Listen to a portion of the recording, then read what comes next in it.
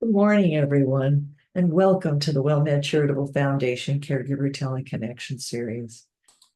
Today, we have an excellent presenter who we've had before, and we know how good she is, and that's Cynthia Hazel. And she's going to talk to us how to mindfully reduce caregiver stress and live in present fully. So, with that intro, that brief intro, oh, I'm sorry, I forgot my housework. So, if this is your first teleconnection program. We are recording it, so we appreciate if you'd be in a quiet place when you open up your unmute for making questions or whatever. And we also will have it on the podcast section of www.caregiverteleconnection.org. And it will probably be there tomorrow, so you can take a look at it if you miss something, or you can refer people to it because there's so many things in those podcasts. You'd be surprised if you haven't looked at it yet. I've been recording these topics for 4 or 5 years now, and they're all done by experts in their topic field.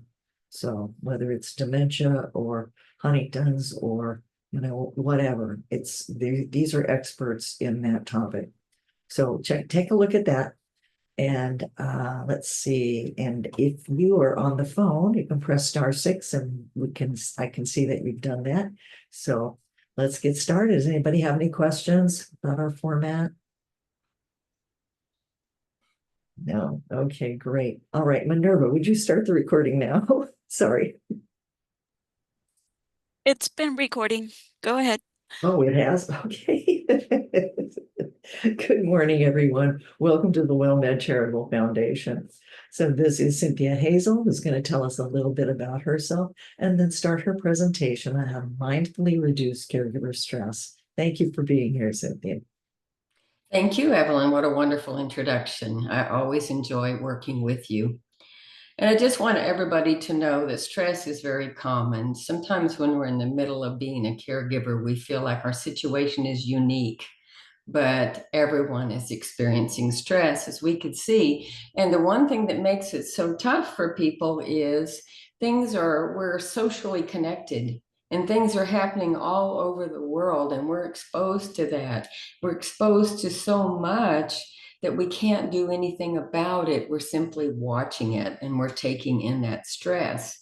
High levels, and makes you wonder, oh my goodness, how can I put this together with everything I'm trying to do to bring a peaceful, calm experience to the one that I care for?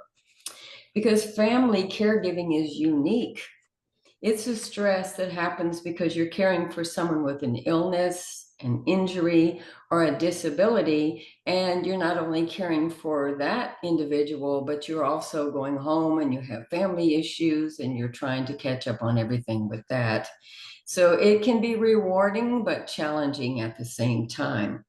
And when we are doing all of this, sometimes we're wondering how can we manage so it can affect our health, it can affect our relationships and our state of mind. So one thing that is very helpful is taking a mindful few minutes and relaxing and meditating. So as we start today, I'd like to introduce that to everyone. And the best way to get involved with mindful meditation or any kind of slow down process is to sit up straight in your chair, uncross your legs, relax your arms. And what I ask you to do right now is close your eyes and just let your thoughts drift away.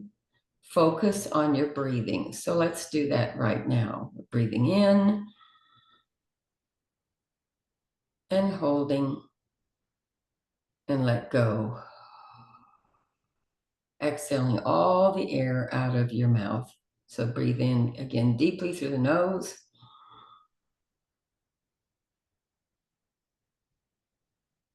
Hold. And exhale slowly.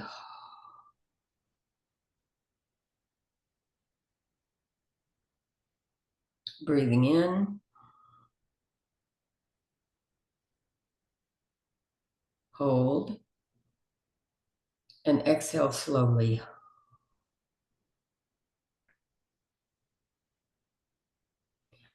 All right, so I ask you to open your eyes and just reflect on how that feels, because what I'm going to share with you today is information about a mindful approach to your caregiving services.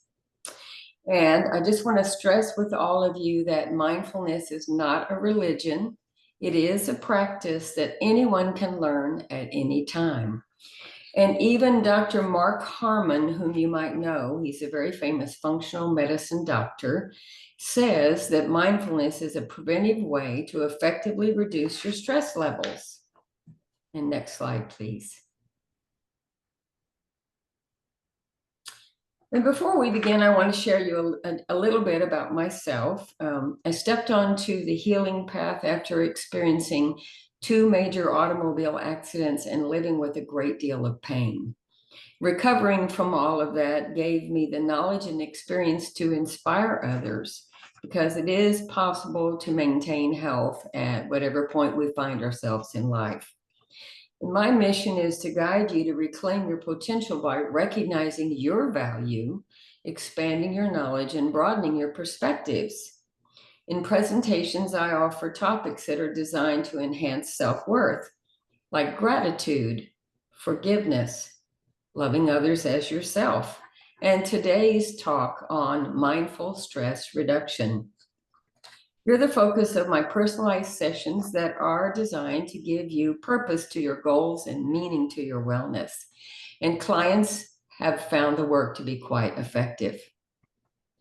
So I will be available with my services at the end of the presentation. If you have any questions, for now, let's start the presentation. So first slide, please. So what is stress? It was interesting that Hans Sell felt this was an area that he could research.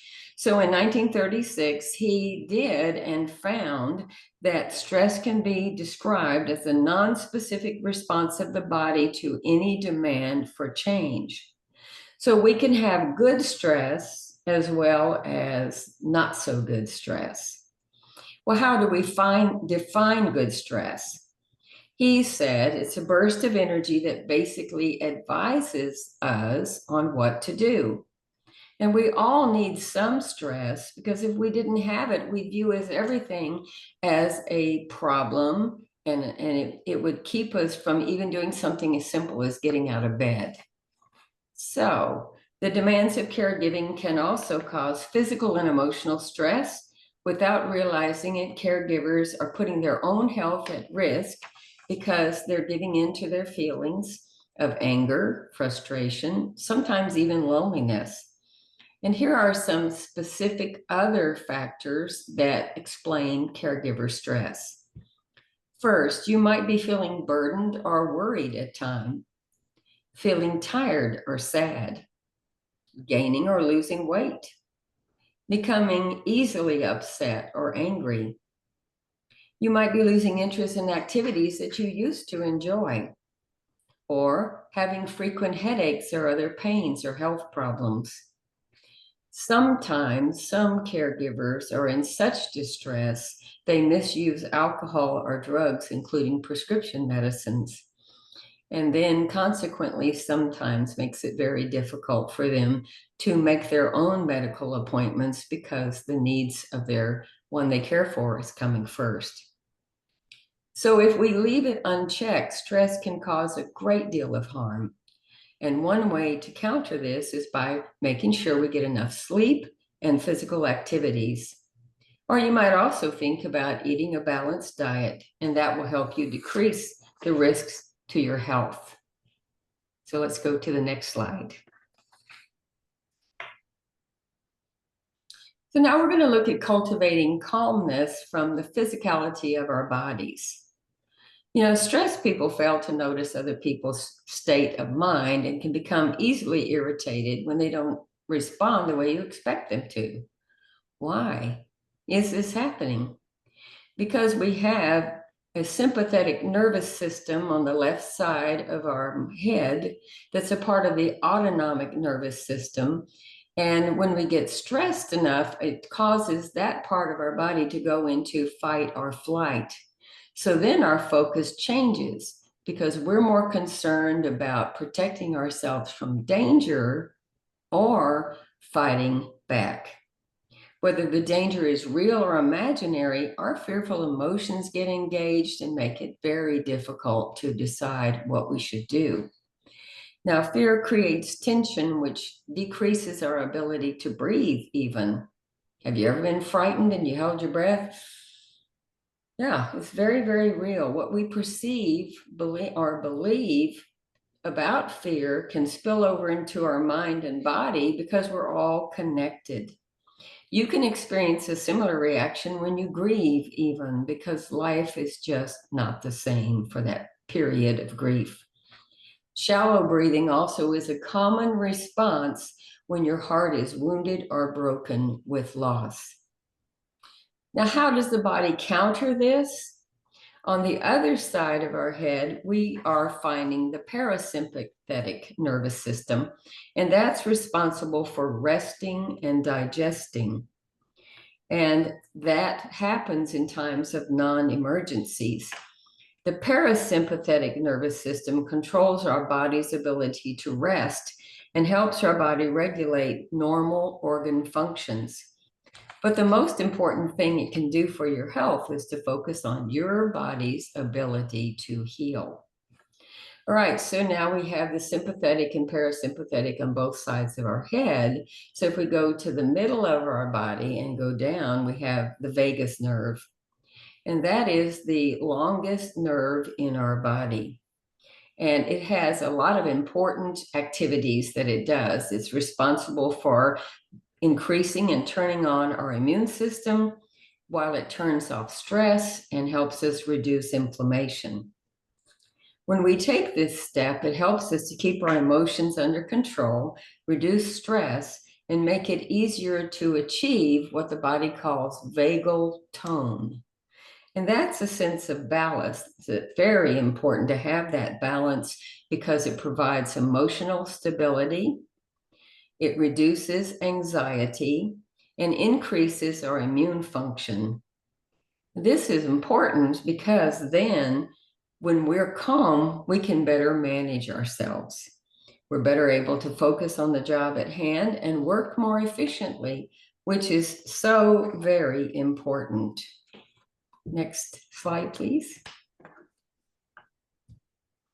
So we've had a brief look at stress.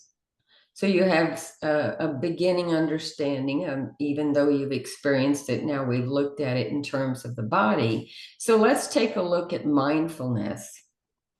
It's interesting that mindfulness began as far back as 1500 BC when several religious groups adopted the practice. Today, anyone can be mindful, so it's open to the public and it can be very helpful.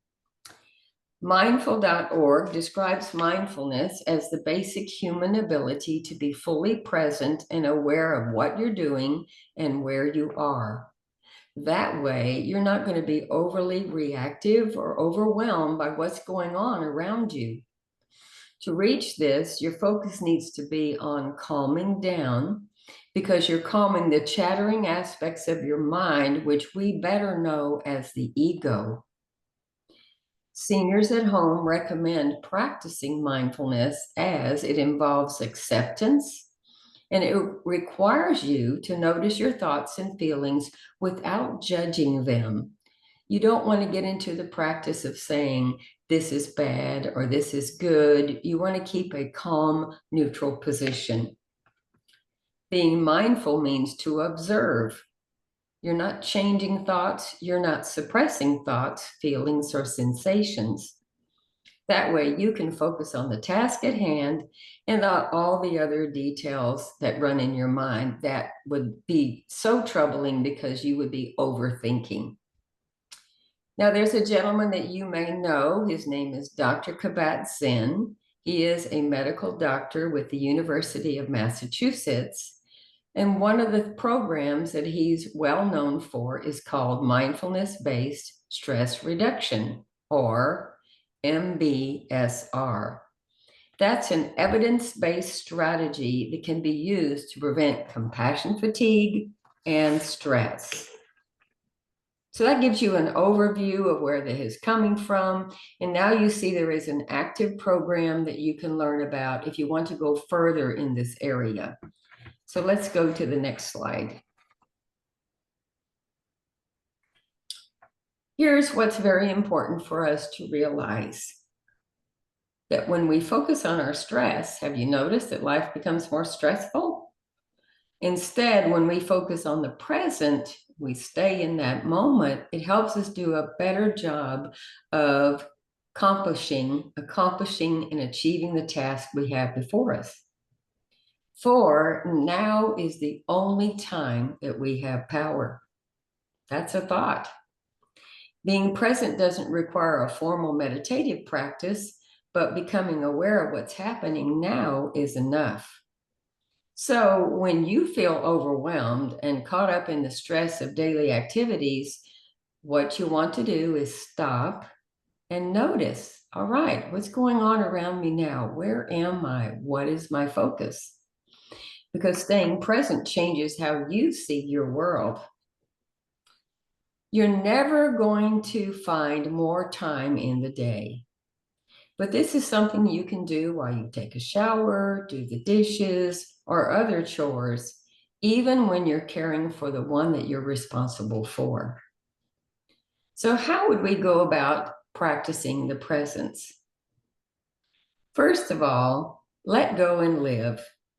When you let go of all that stresses you, then it's easier to relax in the moment. You want to simplify your focus so you can find peace. And think about doing one thing at a time. Bring your whole self to the moment. Slow down, even when things are hectic. Finally, engage your senses. Listen to what's going on around you in the room. Watch the way the light comes in through the window, or feel the warmth of your loved one's hand. That brings you back to the present moment. And then you're claiming mindful space because that helps you stay grounded and peaceful. Next slide, please. All right, now what we're going to do is look at mindful breathing practice.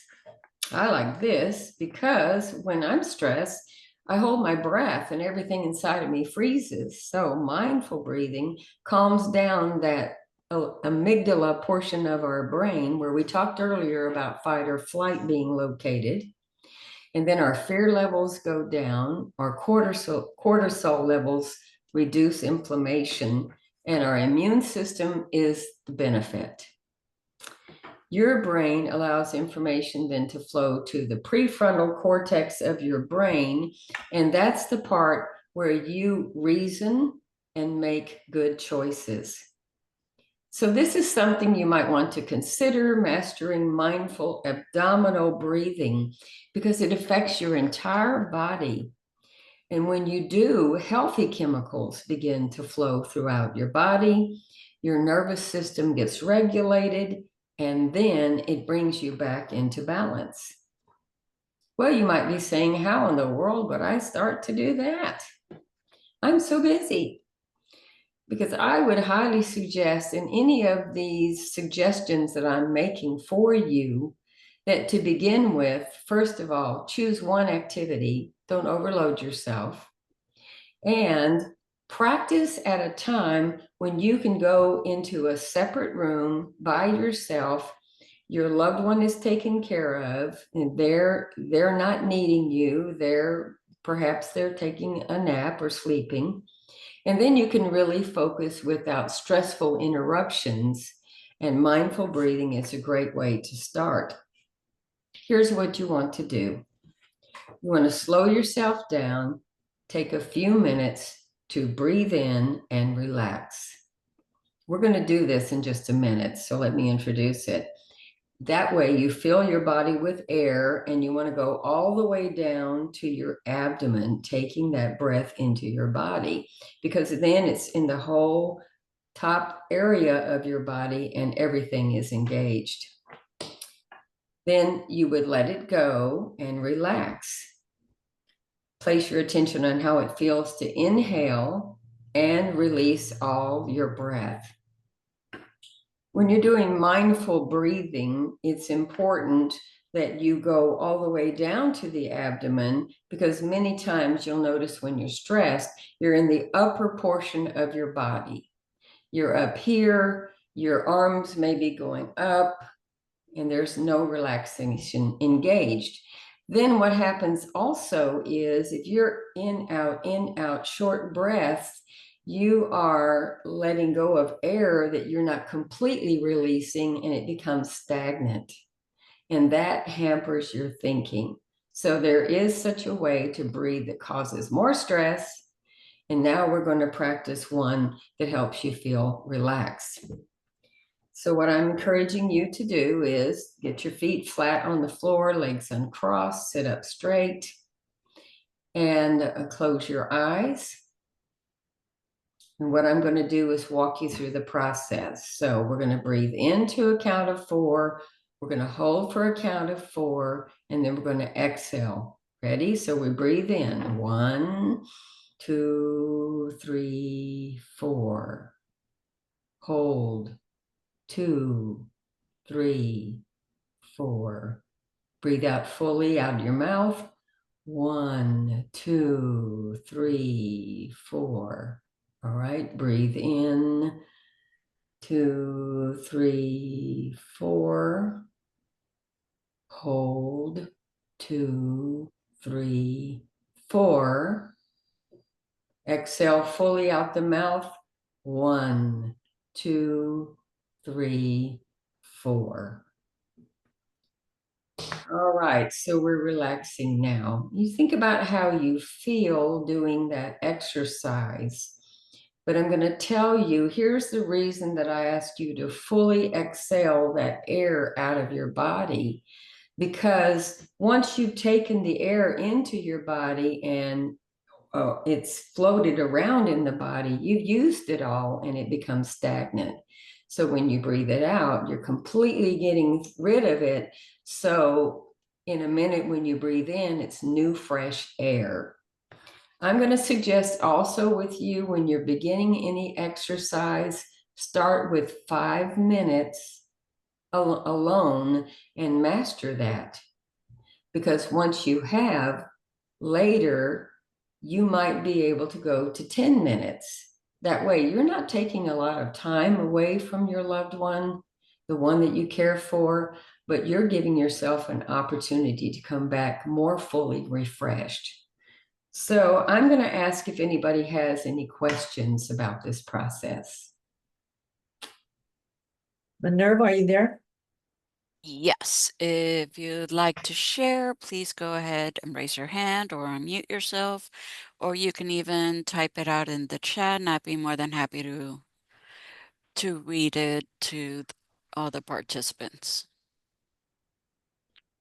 And if you're on the phone, you can just press *6. And we'll see that you've opened up your telephone line. No one at the moment. Well, if you find that you have a question later, you can always put that into the chat. So let's go on to the next slide. Now, this I feel is very important. It's a process called mindful listening. And mindful listening is very important because it gives the person who's speaking the gift of your full attention without any distractions. And mindful listening is more than merely waiting for the other person to finish talking and then you say what you have on your mind.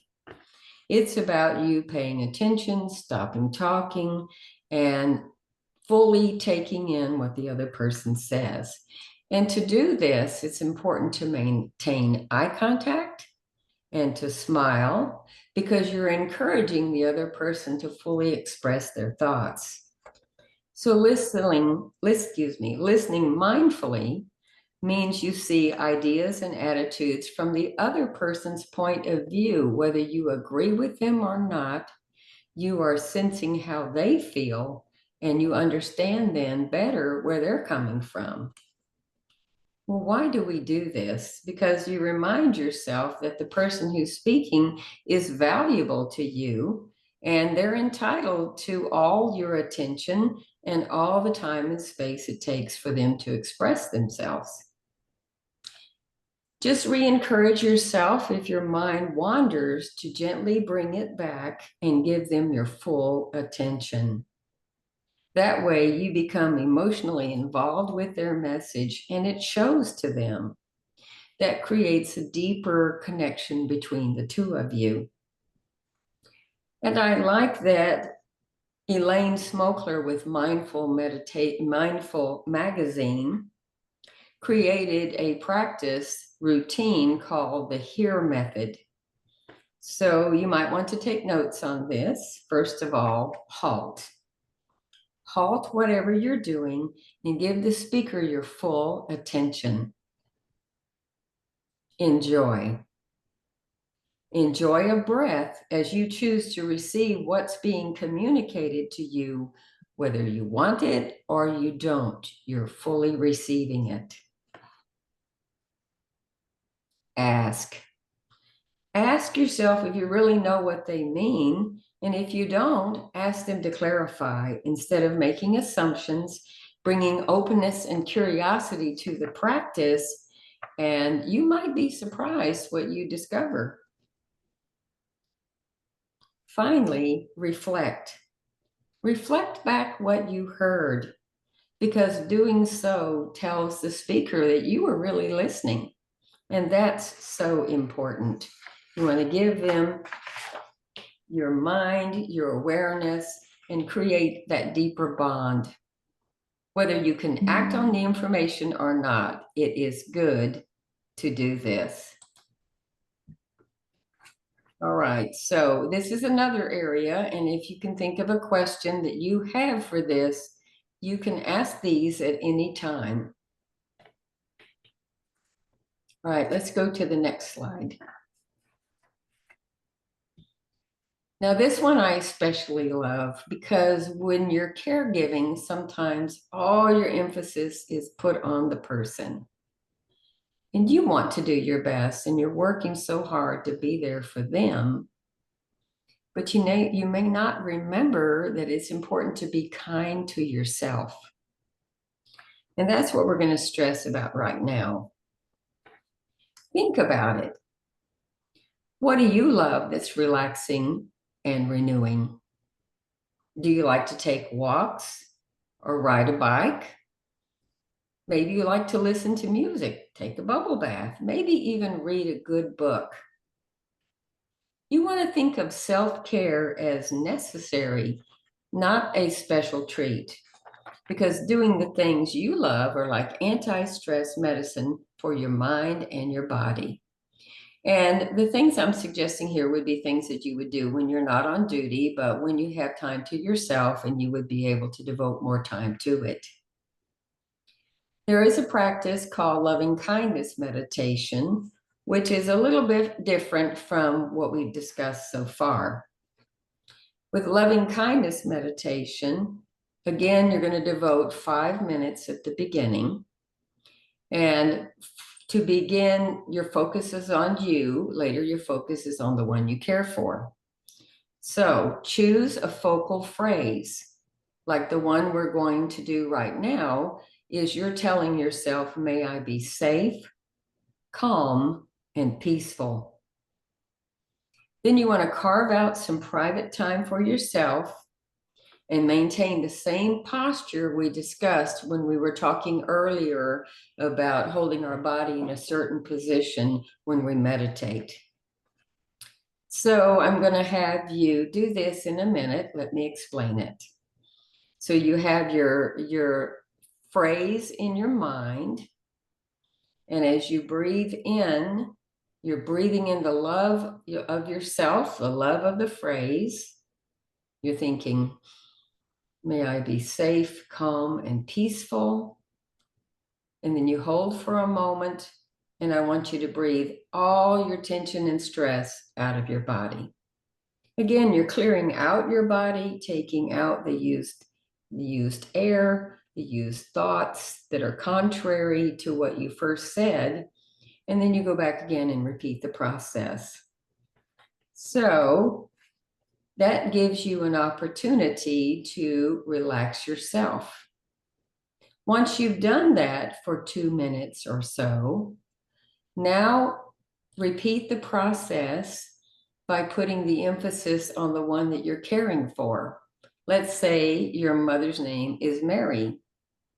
As you're breathing in and loving feelings, you're saying, may Mary be peaceful, calm, and safe. Okay, you breathe that in, you hold it, and then when you breathe out all that stress.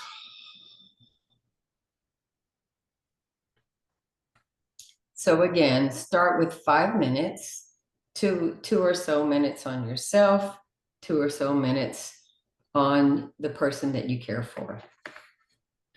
So let's have you try this for a moment. We'll try a couple of times.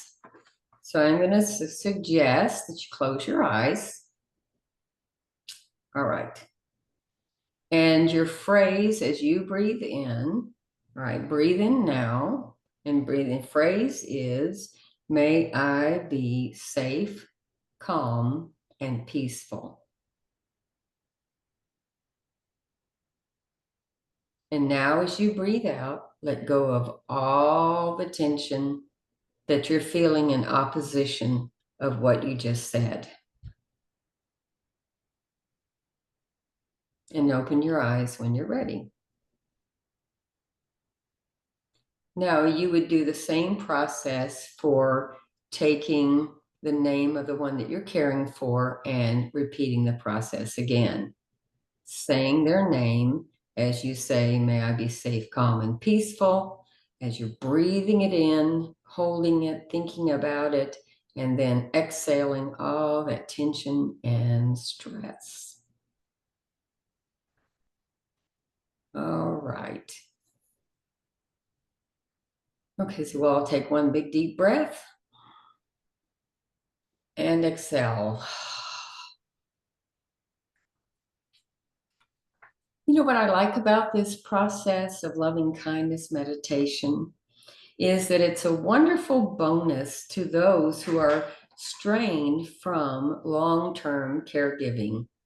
It helps you reduce negativity and process emotions better. Once you have this meditative habit established, then there's another bonus because you might find it easier to forgive and self-accept. And this also helps to strengthen all your relationships just by doing this simple exercise and devoting a little time to it each day or when it fits in your routine. Because we know you're busy with a lot of caregiving activities. Again, this is something you might want to do when you have free time or when you're home and away from the caregiving environment. Okay? Questions? If you have any questions, please go ahead and unmute yourself. Press *6 if you are on the phone.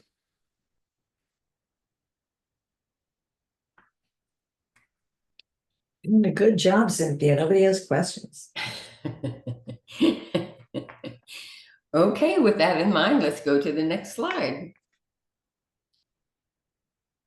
All right, here it is so important to make connections because we humans are social beings, and having social interactions are necessary because they help us stay well and keep our health in high regard. To form successful and friendly relationships, it helps to value your connections and do what you can to develop them, to nurture them. Here's why they're so important. Having friendly relationships can help you increase a sense of belonging and purpose. It can boost your happiness while it reduces stress. It improves self-confidence and self-worth. And when you're coping with traumas like serious illness, job loss, conditions that affect the ones that you love and care for, It makes a huge difference to be socially connected. Also, changing or avoiding unhealthy lifestyle habits like excessive drinking or lack of exercise are improved when we are connecting with others. Because the bottom line is, we don't want to take on the challenges of family caregiving on our own. It's important to call our family and friends. Ask them if you can call them once in a while. Tell them you don't want them to fix anything, but you just need them to listen, even for a few minutes. And it's also going to help you in return, because you're going to hear what you're sharing and what you're thinking about. That's one thought. Another thing you might consider is try joining a caregiver support group. And look at WellMed Charitable Foundation and all the wonderful services they have for making that possible. Some communities offer mindfulness-based stress reduction programs. So that's something that you may want to look for. Or if you just want to take time for yourself, playing board games or watching funny movies can really help you replenish your energy levels. Most importantly, it's very important to make time to laugh, as laughter lightens your emotional loads because you're reducing your stress levels at the same time, and laughter increases our ability to be joyful. Even if it's something really fun and silly like blowing bubbles in the park with a friend, then you've taken this time to calm yourself and connect yourself with others. And then you come back and you bring your renewed self to the one that you're caring for, and everybody benefits because you're refreshed, you're improved, and then they get to see the best possible part of you in providing those services. These are something simple, it's easy, doesn't cost much, but a little bit of your time, and it certainly makes a positive return. So let's go to the next slide. May I ask you something, Absolutely. Cynthia, before we move ahead? I read this incredible statistic probably 2 or 3 years ago now, and wondered if you'd heard it, that isolation, if you don't connect with people, if you isolate yourself as a caregiver, that you are as likely to die as people who smoke 7 cigarettes a day or who are morbidly obese. And if you're over 65, more caregivers die sooner than their care recipients, um, because of the isolation and the things that you've talked about. So I'm sure you know all of that, but just wanted to kind of throw it in there. I'm so glad you did, because that really backs up the point that I'm making. These suggestions are for your health. These are suggestions are for your own wellness. And wellness doesn't have to be a prescription or a formal way of us doing things. But yes, that is so true. Because if you think about it and you're not taking time to relax, every day you're going in and you're taking on more problems, and you're trying to handle them on your own. And it really can cause a problem. So I'm glad that you shared that, Evelyn. Thank you so much. Thank you. All right, let's go back one slide. Back one slide, sorry. That's all right. Yep, here we are. Hugs make us happy, don't they? How many of you love hugs? I know I do. Have you ever wondered why? Because your hugs boost and fill you up with oxytocin, which is the cuddle hormone given to your body. That's a natural part of our body, and it's our body's love drug, because hugging releases a soothing mechanism for what ails us. That's something simple you can also do, and sharing it with others, sharing it with your family members or the one that you care for, then everybody's getting involved in that oxytocin fill up, and that helps too. Well, here's how they found out. Okay, the cuddle hormone is good for feelings of trust, devotion, and bonding. And newborn babies need a lot of hugs. And we do too, don't we? I know I do. I love them. So to establish this, what early scientific discoveries took doctors into orphanages where babies were not being picked up and they were not being provided for. And what they found in studying this, that these babies had higher cortisol or stress levels. So there is definitely something scientific to it. It's not fluffy, and it does make a huge difference.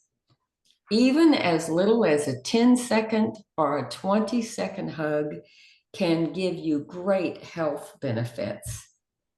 So here's what I'd like you to do. I'm going to read these benefits off to you, and I want you to give yourself a hug and hold that posture while I'm talking. So if you take your left hand, put it on your right shoulder, right hand, put it on your left shoulder, and just hold on and hug yourself while I'm giving you the benefits. First of all, doing this reduces your stressful reactions. Next, it engages your immune system, and we need to be healthy. So if this is helping it, boy, all the better. Having a high immune system protects you from illness. And hugging yourself releases bodily endorphins that block pain pathways and increase your circulation. And also, finally, very importantly, hugging yourself lowers your heart rate. So, arms down, disengage. You can unrelax now. All right. How did that feel? Did that feel good? Because we can certainly give ourselves a hug in when we need it, but engaging in hugs with our family members and friends also helps both of us. So it's not like you have to sit there and think, I'm going to count to 10 seconds. But isn't it amazing to find out how quickly our body responds to supporting us and giving us the relaxation that we need? I think it's super. All right, any questions at all before we go to the ending part? You said, what is the suicide probability of a caregiver in isolation? I don't have that, but I can find that out and send that to the WellMed Charitable Foundation, because my emphasis is more often wellness than it is getting into the physicality of the drama such as suicide probability. But I think, Evelyn, you brought a very important point forward by saying that, yes, it definitely will have an impact on you, that you can even wind up with your health being decreased to the point that you're non-functional. And then you could say that's a different kind of suicide prevention, because you didn't directly do something, but you allowed it to happen by the fact that you didn't make time for yourself and you didn't find times and ways to relax. Okay, next slide, please. So let's summarize. Mindfully reducing your stress works because the methods can be used at any time. The key to incorporating mindfulness requires making a commitment, setting an intention, and practicing consistently. And let me tell you, there are many ways to be well. And these wellness routines can add dramatically to your health without it costing a lot of money or taking a lot of time. You want to remind yourself it's important to be compassionate with yourself when you're learning. Just begin again. Your goal is to avoid thinking negatively, because when you do, that creates more stress. So it's all about learning. It's not about judging. So as you go through these, I would suggest you choose one area that we talked about and work to get that to a place where you feel like you've accomplished more, and not judge yourself. Encourage yourself. And when you find stress taking over, remember, take those deep breaths, center and ground, and take time for that positive, meditative, quieting thoughts. Because as you see, Dr. Kabat-Zinn on the screen made that very important point. He said it's indeed a radical act of love just to sit and be quiet for a time by yourself. Also, as we talked about, finding someone to take over your caregiver responsibilities helps you, because taking a little time off to yourself may be all that you need. And you want to devote time to your own recovery, because it makes a huge difference in the type of care that you provide. But first of all, let me go back and make that point again. It's very important to be patient with yourself, because you want to remember, you don't learn how to relax, you practice. Don't think of mindful meditation as a chore, but as a gift you give yourself and the one that you care for. Okay, we'll take a deep breath and relax. Okay, so let's go to the next slide.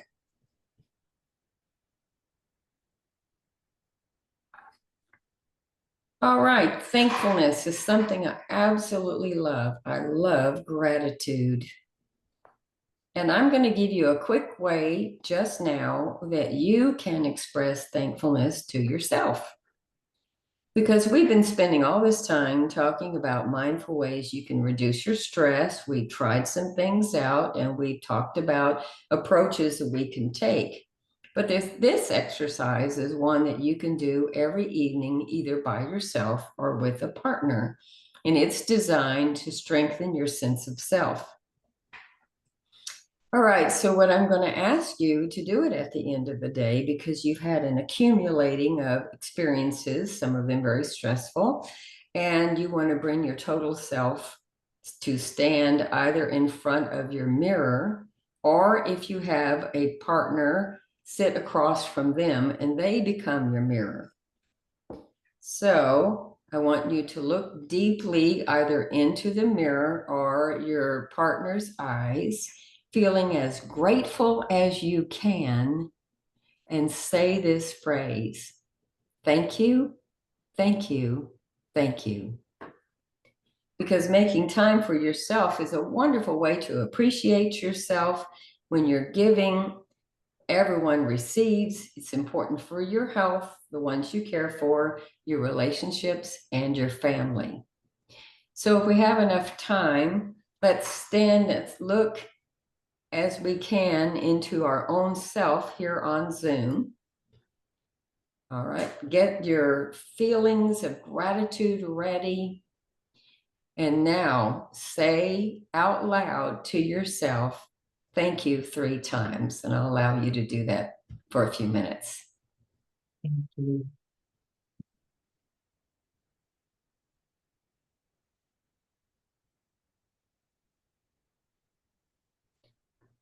It's important to appreciate yourself, and everyone benefits when you do. All right, let's go to the next slide.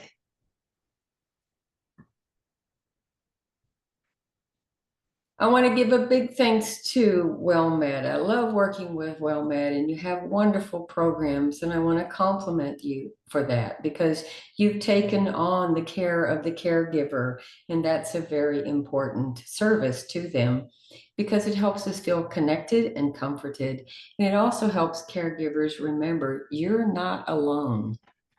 So thank you for letting me share these mindful ways that you can reduce your stress and bring refreshment and renewal to yourself. If you want to find out about my services, my website is on the screen here, heartsonghealingplace.com. You can find me on LinkedIn. You can also find me on Facebook. And on Facebook, I have a Grateful Hearts blog where I write about my faith and what I'm grateful for, and anyone can join. So I wish you well as you reflect on these solutions and find ways to relax. Just know that caring for yourself will help you do a better job of caring for the ones that you love. And I close by saying, thank you, thank you, thank you. What a beautiful job as always, Cynthia. So nice. Thank I you. feel better. My shoulders are down. I did want to tell people, in terms of both connecting and in terms of maybe getting respite, so you can do more connecting and have more time for socialization. You might want to call your 211 number and ask them, for ideas. You may want to go to eldercare.acl.gov, and I'll give you the phone number for them because you can also talk to somebody there. By just using your zip code, they can give you a lot of resources. That number is 800-677-1116. That is 800-677-1116. Another thing that I found that I think is interesting, and I don't know if many of you use the chat room, but obviously you probably do since you're here, is that Alzheimer's Association has something called Alzheimer's Connected. And you can reach that by alzconnected.org. And it's a chat room. And caregivers can leave things there, like asking questions or asking for help for a certain situation, or just asking for support. So that's a nice place to go to when you want to, when you feel alone and like you need to be able to talk to somebody. And with that, I just want you to know that if you're not registered for this presentation, are you going to give folks your slides, Cynthia? Yes, they're welcome to receive them. Okay, so you will receive the slides after the presentation, and those will go out very soon. But right now, we're going to put up a little survey. Can you do that, Minerva, or do I have to do that? There it is. Okay, thank you. Minerva's my alter ego. And there was a comment by Debbie earlier. She said, support groups can be a lifesaver. I facilitate a weekly virtual support group for caregivers caring for those with Alzheimer's and other forms of dementia. If you are interested, contact me, and she placed her information. Okay, so we'll get that with the resources. Get her information with the resources. I will. Okay, thank you. So you will get this copy of the slides and the other resource information if you are registered. Now, if you're not registered, you won't get it unless you call Minerva the Wonderful, I call her. You'll not only call, if you call her, you'll also get our monthly calendar so you can register for anything you want. Her number is 866-390-6491. 866-390-6491. And it's a good time to get it because we've got a new calendar coming out for the month of September. And there's lots of really good things on there that I'm sure you'll want to participate in. So with that, I just would like to thank you, Cynthia, so much for the job that you do, both in preparation and in your delivery, because it's so heartfelt. And to thank all of the people who are participating today for what you do every day. And we're here for you. And I'd like to thank WellMed Charitable Foundation for the kind of energy, money, staffing like Minerva, finding the experts to deliver on the information on special topics related to caregiving. They do a fabulous job too. And with that, I wish you all a very great day and hope you stay safe and calm and peaceful. Thank you so much. Thank you.